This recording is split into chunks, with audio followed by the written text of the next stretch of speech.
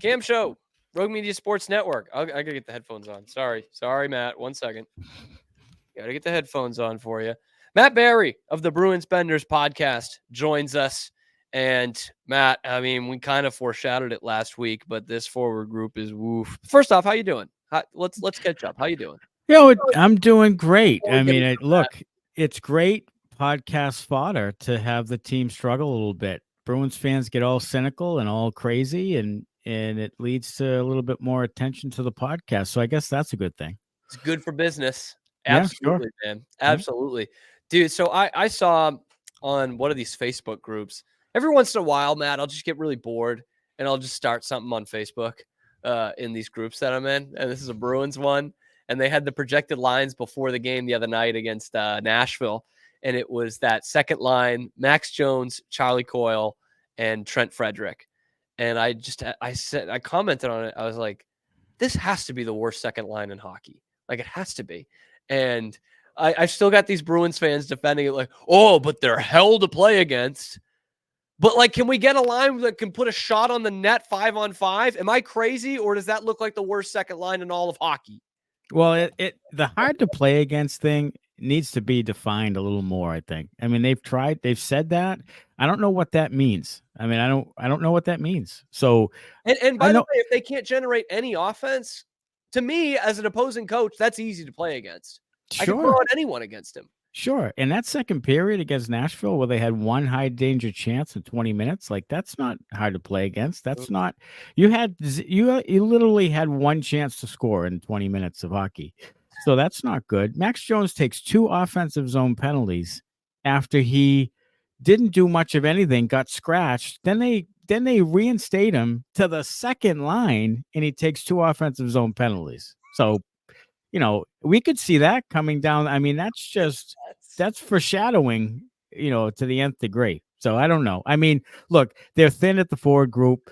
Jim Montgomery, again, shuffling it today. Zaka's back at center. Justin Brazeau's in at fourth line. They're moving Cole Koepke up to the third line, which absolutely wants me to set myself on fire because the fourth line has been so above and beyond great. And then they're going to break them up to satisfy this huge void they have in the rest of the forward group. So it's just a recipe for disaster. And Monty keeps changing lines every single game. There's no chemistry that's going to be made from it. He's a panicking, anxious, nervous coach right now. And you can tell that it's coming down the line soon here that the team is really sort of questioning whether or not they want to go on with him. Yeah, I was gonna say it feels like a coach who's coaching on the hot seat. Sure. Last year of his contract. We just talked a lot about Grady Little in the last segment. There's a little bit of that there. So yeah, it feels like a coach who's coaching for his job. And to be fair, this is something he's done before. And in the postseason, each year he's been the Bruins coach. It feels like the same way. Like if you're going to be that team that's tough to play against, and you might not know the names of some of these middle six guys, but they're going to be tough to play against. I don't know, Matt. To me, that means like we got to let this play out. We're going to be a chemistry team. We're going to be a team that works like a team. And then instead, you're just throwing these guys all over the place on different lines. You were saying it last week, like, don't break up this fourth line. It's the only good thing you got right now.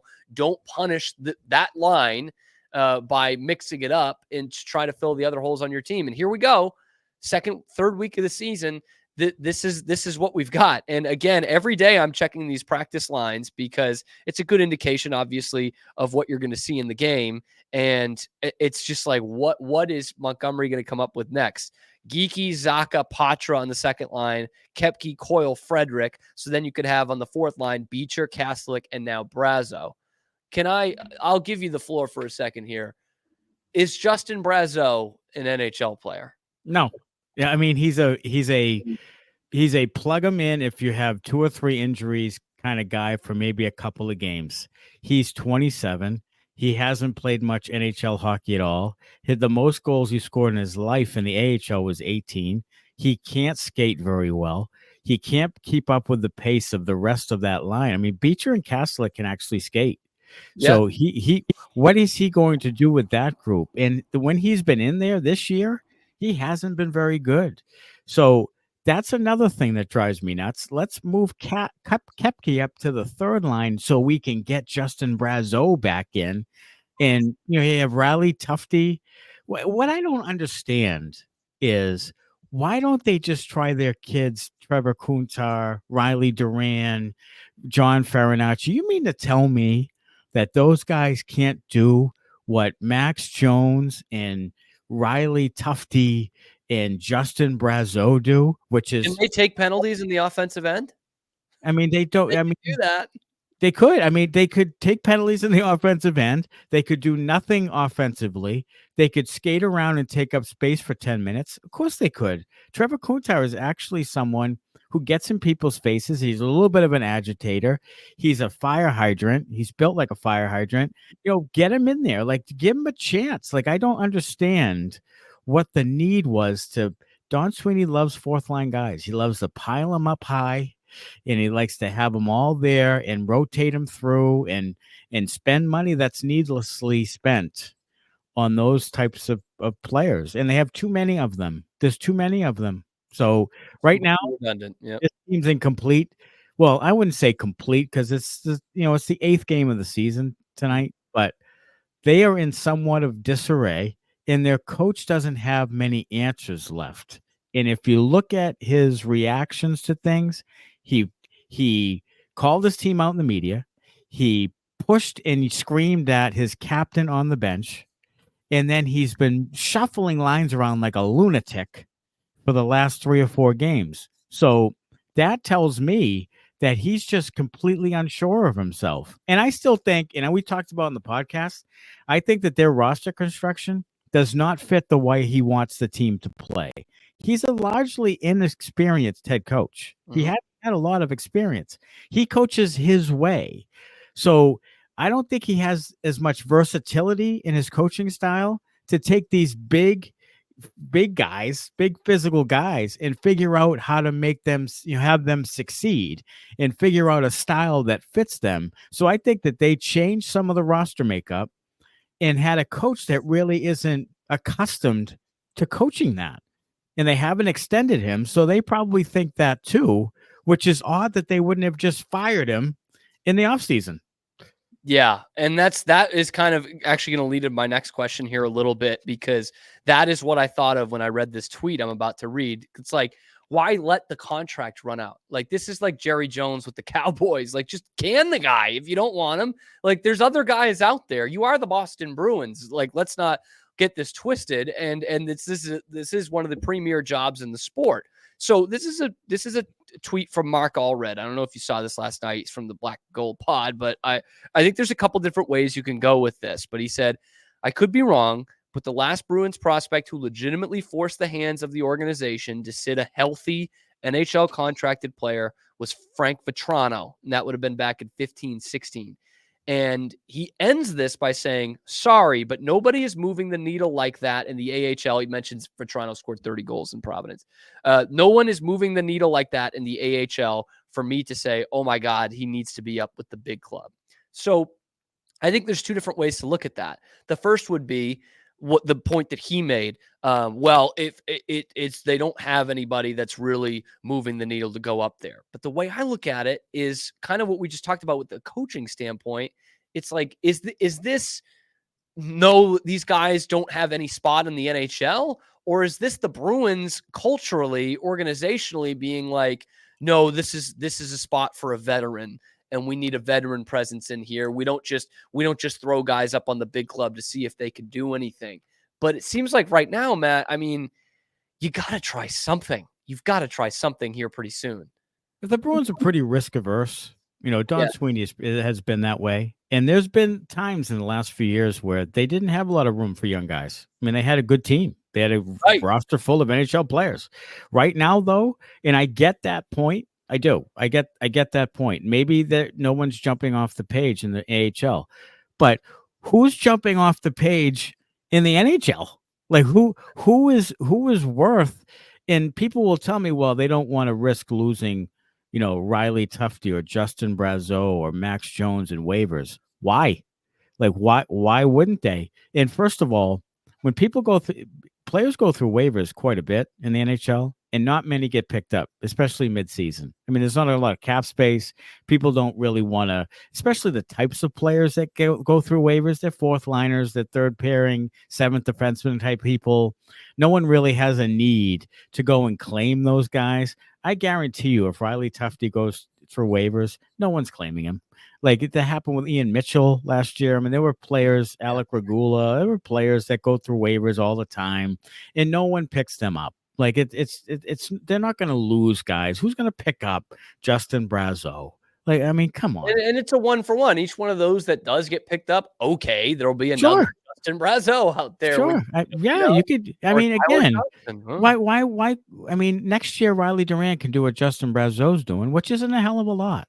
Right. Like, so, so I get it. I get that. Yeah, maybe Fabian Lysel's not jumping off the page. Maybe Georgi Merkulov is about one bad game away from maybe being out of the organization. I don't know what the plan is with him. We had 30 goals last year in Providence. They gave him 4 games at 6 minutes per game last year and basically benched him for full games while he sat there. Didn't give him much of a chance. Played him on the third line with guys who can't score. And then I don't know what they expect. Like they did it with Matt Poitras the last couple of games. What do you expect with Max Jones and Morgan Geekie? And what do you expect the guy to do? He has the skill set. He has to play with like Marchand and Pastrnak. Yeah, Zaka or somebody. Like he has to play with higher end players. You can't throw him on the third or fourth line and say, well, he's not producing. Well, because he has guys who won't produce. So that's part of the organizational problem they have as well. They'll just they threw Merkulov on the fourth line last year. Why? I mean, those guys aren't going to help him. So, it's for whatever reason, they haven't figured out the young player thing. And I don't know what it is. I don't know. They're really risk averse though.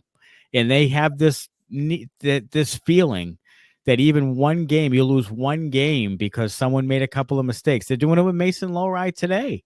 They're scratching Mason Lowry tonight, who has the most points in the team the last 5 games. Is one of the only guys who can break the puck out. Yeah. So they're going to scratch him for Parker Wotherspoon. So there's another guy who can't bring the puck out, is offensively challenged. They just have this really short leash. When you watch David Pastrnak take stupid penalties, you watch Brad Marchand turn the puck over inside the blue line. You watch guys, Pavel Zacha miss the wide open nets. You watch all these veterans make mistake after mistake. And a rookie makes one mistake and he's gone. I don't get it. It is a weird organizational thing. And I think it's happened for a couple of years here. It's bizarre in that you think this is low rise chance of this is your roster spot. You're here. You're in the NHL. You're young. You're going to figure some things out along the way, but you're our whatever 4th defenseman, whatever you want to, label him as if you're the organization. It's bizarre to me. And again, that goes back to a coach who is coaching for his job. And for a whole season, that's really tiring on a team, no matter what sport it is. I want to talk about some of the new guys coming in, the ones they actually spent real money on, real NHLers. You had Nikita Zadorov, continues that great record going, perfect record, 7 games, 7 penalties. He's got a penalty every time. Elias Lindholm, team high, -3, or team low, -3 in that game against Nashville. He has not given you much at all. I don't think either of those guys has given you much at all. And the whole thing was, hey, Elias Lindholm might not be the 40-goal guy you saw in Calgary that one year, but what he can be is give you some diversity of scoring. He could give you some playmaking. He will open things up for how teams defend you. And again, early in the season, but I don't think we've seen any of that. I don't think we've seen the great physical presence of Nikita Zadorov. We've just seen him skate into the box a bunch. What have you thought of these Canucks guys? Well, I mean, looking back, the free agent class wasn't super deep. True. I mean, and they needed a center, and they felt they needed a big bruising defenseman to try to add to a more of a physical culture in front of the net, by the net. standing up for teammates and so forth. So they felt like they overpaid for Nikita Zadorov. Mhm. I mean, he makes $5 And I think million they a kinda year. knew that That's at too the much. time. It's too much. Yeah. So and then Elias Lindholm is a good two-way defense forward. He's a pretty good center. He's a second line center. He's Yep. not a top center in Yep. the league. Yep. But again, you needed a center so desperately that and you love two-way players. I mean, that's defensively responsible. That's the Don Sweeney way. So so in lieu of trying to get a top flight center, which you can't get in free agency, they don't come available. The So quarterbacks, yeah, instead, they don't you make it to market. right. So instead you get Lindholm, and Lindholm is what he is. I mean, he's closer to a 45-point guy than he is an 80-point guy, which he's done once.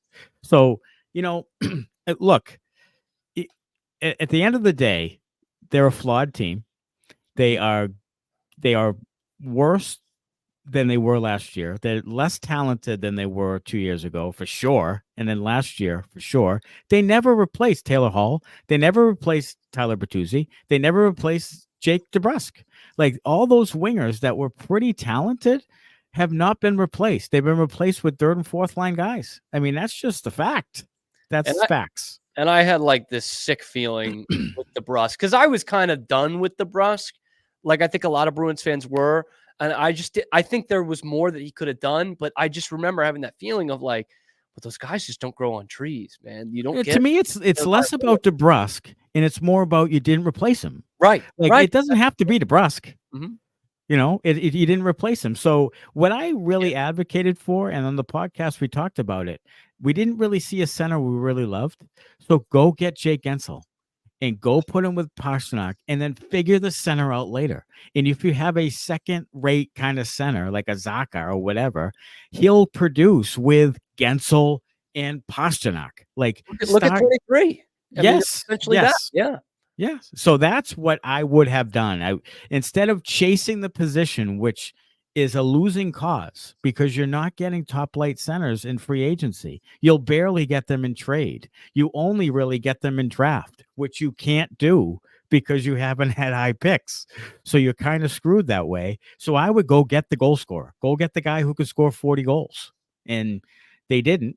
They didn't try to get Gensel, so they get Lindholm, and this is kind of the after effect. I still think they're a good team. I still think they have good players, and I still think they'll probably make the playoffs. Mhm. But they're flawed and won't. Rangers are much better. Panthers are much better.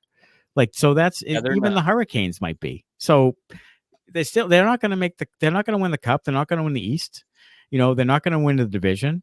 But I think because there's such a discrepancy between the top four and the bottom four in the Atlantic, that they'll probably still make the playoffs. But it's trending downward as we move on. Marchand's getting old, looks old, getting old.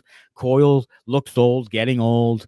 And once those guys leave, then you have to replace them, and who with? So it's going south before it goes north. Yeah.